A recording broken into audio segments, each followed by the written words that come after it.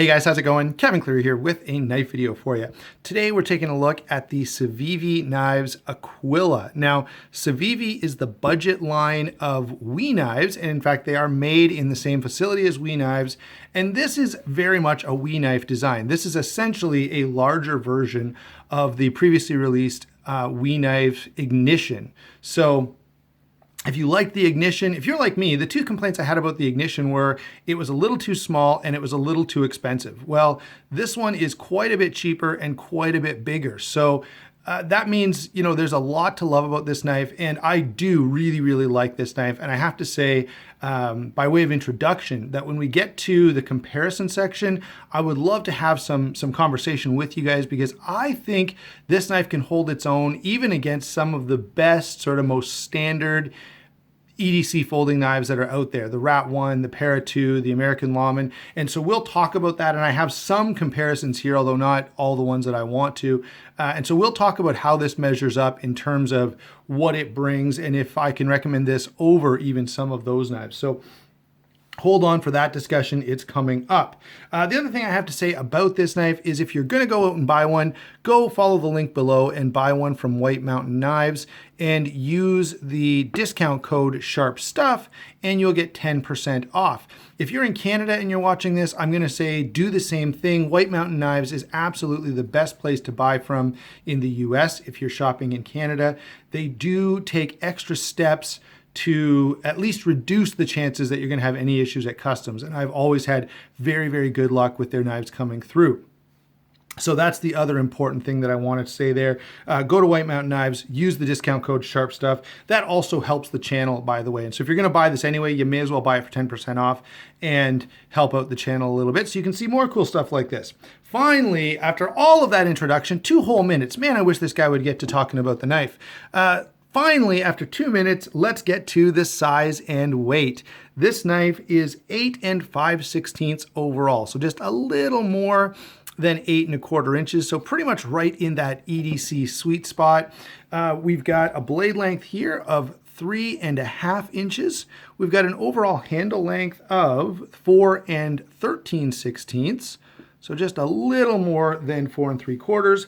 This guy's about 1/2 inch thick, and it weighs in at 4.05 ounces. So you may as well just say it weighs in at 4 ounces. So how does this carry in pocket? Is it comfortable? Is it easy to carry? And the answer to that is absolutely. This is a super comfortable knife to carry. The clip, although that's not really what we're discussing right now, works very well. And I feel like I say this every time, but I really like the fact that they've gone that extra mile and put a titanium clip on here, even a 3D machined titanium clip, which is pretty cool. So let's get to the blade now. The blade is absolutely one of the things I really like about this knife. We have a VG10 blade done in a satin finish, which is very nice. One of the things that Civivi does is leaves us these sterile blades, which is great. This is so classy and looks like, you know, a much more expensive knife because they've opted to keep it clean. You don't have, you know, Civivi plastered across here. You don't have the designer. You don't have anything. It's just a really nicely finished piece of VG10 steel. We've got a hollow grind, a top swedge here. And again, I like what they've done with the top swedge. How many times have you guys heard me complain about a swedge that comes back too far, come on, focus you, too far so that I have nowhere to put my fingers if I want to choke up? Well, they've left me this little sort of landing strip for my thumb, and I really like that. You can also use it in this position, and that's fine too. But I do like a knife with a finger choil, and this one works pretty well. But I especially like when I choke up, I may want to get my thumb up here a little further, and this does give me a little bit of real estate to do that. So I have to say I appreciate that. In terms of the cutting performance on this, it is fantastic. This is only 17 thousandths behind the edge, so it is super thin, and it will slice like crazy. It's moderately thick blade stock. It's not crazy thick. It's 125 thousandths. So, you know, with that hollow grind combined with that super thin edge geometry and not crazy thick steel to begin with, you get a knife that cuts really well, to the point that you may be pulling this out of your pocket to use for, you know, slicing tomatoes or something instead of your very thinly ground kitchen knives. Generally speaking, a kitchen knife is still going to be preferable, but this is so slicey and so thin that it's just absolutely a joy to cut with. So a lot of good to say about this blade. I really, really enjoy it, and I find it rather attractive too. Now, you guys know I do have kind of an affinity for hollow grinds. I like the fact that you get such a thin edge geometry with hollow grinds, and they even, they keep that thinness to a higher point. Now, does that make the blade a little bit weaker? Yes. And would I recommend you go and cut into something and start twisting and prying? No, I would not. I don't really do that with my knives anyway, so I don't find that to be a huge concern. And if I'm going to be doing something like that, I have plenty of knives that are ground differently to suit that role. Okay, so as an EDC knife doing regular cutting tasks, absolutely fantastic. Huge fan of this blade. What about lockup and deployment? Well, one of the things you get for spending a little extra money on this, I think the regular Civivi knives are like $42, and this, as well as, I can't think of the other one that's in VG10, but this one and the other one, for your extra money, you get VG10 steel, which frankly makes very little difference between it and the 9CR18 MOV that they're using in the budget stuff. But you also get ceramic bearings and a ceramic detent, as well as, at least in this case, a titanium clip.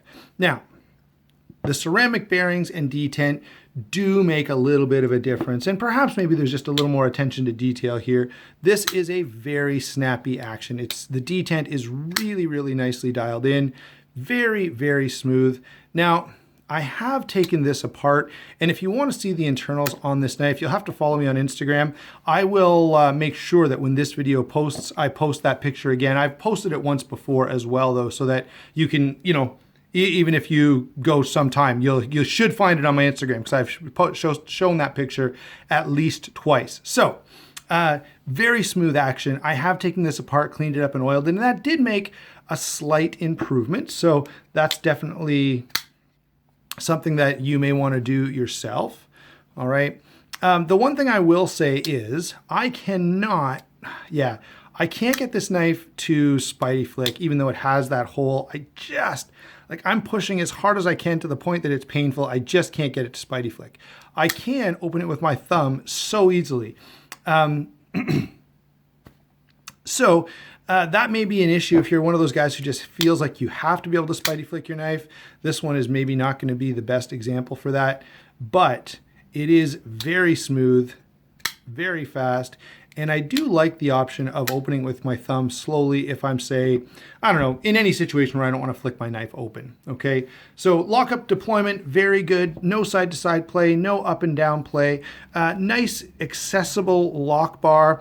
The only sort of strikes that I would give this knife in terms of its action are that if you get this flipper tab down low, if you don't get your finger up here, if you're down here, it's a little sharp on the finger pad there, and the lock is a little sharp as well and could perhaps be a little more accessible. So you really have to push down on that lock to get a hold of it, and the fact that those little jimps there are kind of sharp means that it's a little uncomfortable for unlocking, and it's a little uncomfortable for flipping if you're in, that sort of lower position, which I tend to be often. It's not the end of the world, and it's, I've sat on the couch and played with this knife lots and lots of times without any issue, but I always think to myself, it could be just a little more comfortable. Otherwise, everything about lockup, deployment, action in general is very, very good. It's smooth, it's fast, the detent is nice.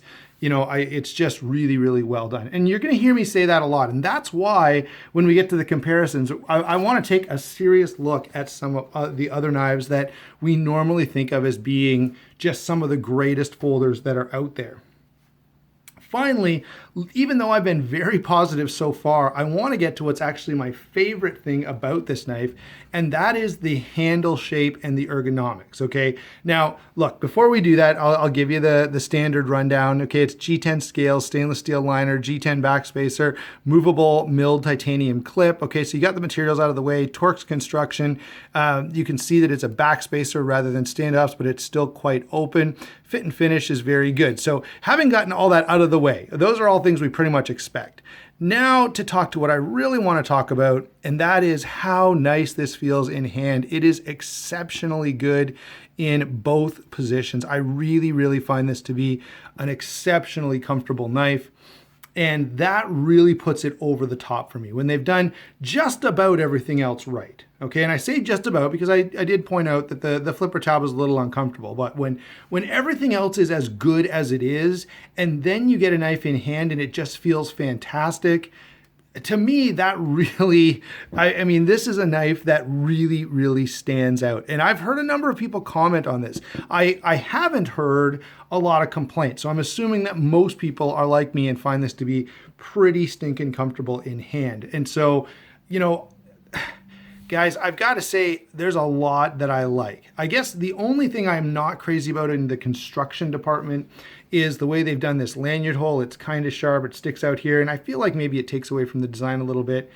And the gold, okay? So, you know, we've got these gold liners. I don't know. On the black, I don't mind it so much. If the handles were different colors, like green and gold, I think would look absolutely horrible. And I think this knife is available in green. So that's you know, a bit of a strike as well, I suppose. We can add that to the list of things that Kevin doesn't love about this knife, but overall, there's a lot to love, okay? Now, having gotten that all out of the way, there are two knives that I want to spend a little bit of time on, and then a couple knives I want to make reference to. But this, to me, is the primary comparison here. Similar size, similar weight, similar ergonomics, similar purpose. The only big difference I would, of course, be the blade steel, which on this one is S35VN, but which is normally going to be S30V. And the price point, which is, you know, $60 versus, you know, $130 some, I think. I don't know what it is now after Spyderco's price increase.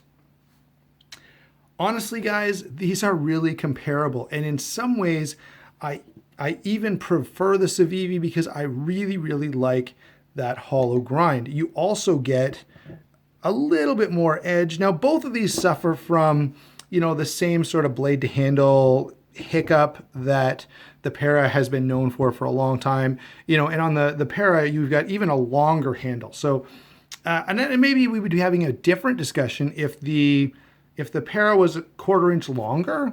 We'd probably be having a different discussion right now as well. But I find these to be very comparable. They're both about as comfortable. Okay, the Para locks in just a little bit more. They're very close in weight. The G10 on the Para 2 is just a little grippier, but not different enough that I find it worth it. The jimping on this is not quite as sharp as it is on the Para, and the thumb ramp is not quite as exaggerated.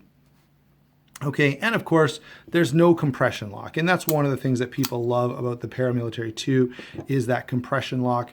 But guys, these are really, really comparable, and man, it makes it a compelling knife for, you know, when you're getting a knife that's even close to a Para 2 for, you know, less than half the price. I think that's considerable.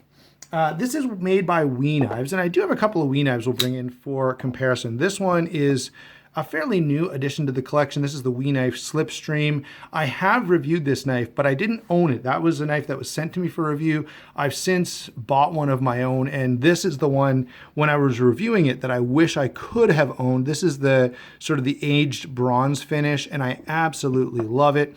I also have another We Knife here, not branded as We. This is, of course, is the Mastrop Ferrum Forge Buck, but it's built by We Knives, and so I wanted to bring those guys in for comparison. The other thing I would remind you of, okay, let's get these out of the way, is that there are some other great budget knives, okay? So, you know, similar ergonomics to the Raven, only with a lot more blade length and a little nicer. I don't know, the steels are pretty much equal. Really, honestly, they're very close to equal, but you're getting quite a bit more cutting edge. You are paying, I think, about 20 bucks more. I think this is like $42 and this is $62. I don't have any of the budget Kaisers, but there are lots of Kaisers in the Tangram series that would be, you know, comparable in price and size and stuff like that.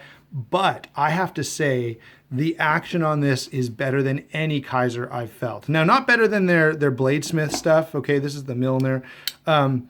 this is really, really nice action. But in the Vanguard series Kaisers, this kills pretty much all the Vanguard Kaisers that I have ever played with.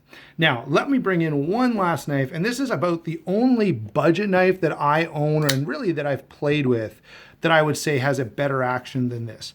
Okay, let me bring these down here. And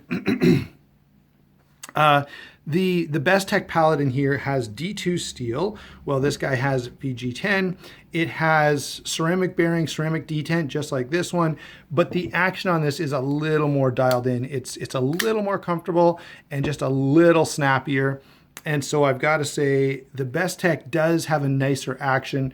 Now, ergonomics are not quite as good. I mean, the ergonomics on this are fine, but this really feels like it just melts into your hand. So that's how these two compare. And I've got to say, you know, the action on these, I mean, at least this one, and from everything I've been able to hear, is really, really impressive and absolutely comparable to the Best Techs, which, you know, the Best Techs, at least this one and the other couple that I've handled, have had pretty nice actions. So that's how it stacks up against some of the other budget offerings out there, and even against some of the nicer stuff. Now, the one, what would you say, weak point that I would give this knife is the bearing pivot means that if I was going out in the woods, or if I was, you know, anticipating some really hard, dirty, crazy use, I would probably lean towards something like, you know, the Recon 1 or the American Lawman, something that would just be a little more robust. I would call this EDC Plus. That is, it can do all these EDC tasks, and it's a little tougher than your average EDC knife,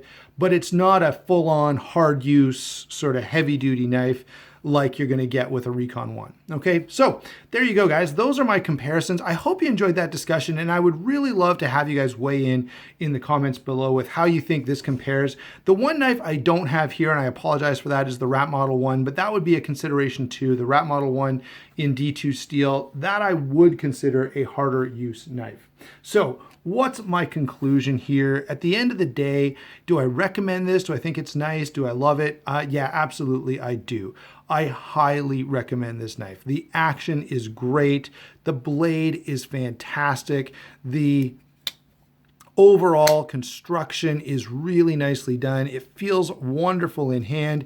You get some upgrades that we're not used to seeing in budget knives, such as the ceramic bearings and the titanium clip. And you get a highly usable cutting tool as well for, I think, $62, which is pretty attractive as far as I'm concerned. Don't forget to buy yours at White Mountain Knives using my discount code. Don't forget to like and subscribe. And let me say thank you so much for watching. Thank you for commenting. We'll talk to you soon.